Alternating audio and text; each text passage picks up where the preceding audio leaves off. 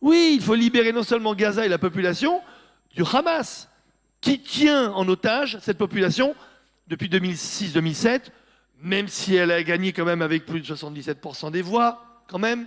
Mais on n'imagine pas dans cette partie, malheureusement, du monde très proche d'Israël, que ce soit démocratique. Donc encore une fois, on veut bien dissocier la population du Hamas, mais il faut le dire, là, en mettant Free Palestine, ça veut dire que on veut libérer la Palestine. Alors, Palestine n'existe pas puisqu'il n'y a pas d'État. Donc on va revenir avant 48 à la Palestine mandataire.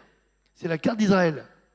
Ça veut dire libérer Israël des Israéliens.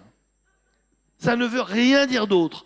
Vider Israël de toute présence juive et israélienne. Ce qui veut dire que juste les mots Free Palestine, c'est un appel au génocide, à la violence, au meurtre anti-juif. Premièrement. Deuxièmement, le drapeau palestinien a des traces de sang. Ça n'a pas bavé, hein. C'est pas une erreur d'imprimerie ou de peinture. Il y a des traces de sang. Et devant, on a un activiste, pour pas dire terroriste, qui lève le poing, et on le voit recouvert de son kéfier, hein, vous le voyez, à gauche, sur la gauche. Et là, c'est quand même un appel au soulèvement, un appel à la guerre, qui contraste complètement avec ce qui est écrit en bas. La guerre sur le terrain et la paix dans le monde.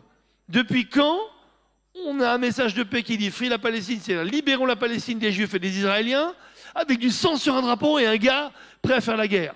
Mais l'autre détail qui est incroyable, vous l'avez peut-être vu, j'ai demandé à faire un zoom, et Morandini l'ont fait, c'est fabuleux, le I de Palestine. Quand on regarde bien, il n'est pas raté le I, il est réussi. C'est la carte d'Israël recouverte d'un kéfier. Donc c'est totalement raccord, il n'y a pas de faux semblant, la traduction est absolument idéale, madame.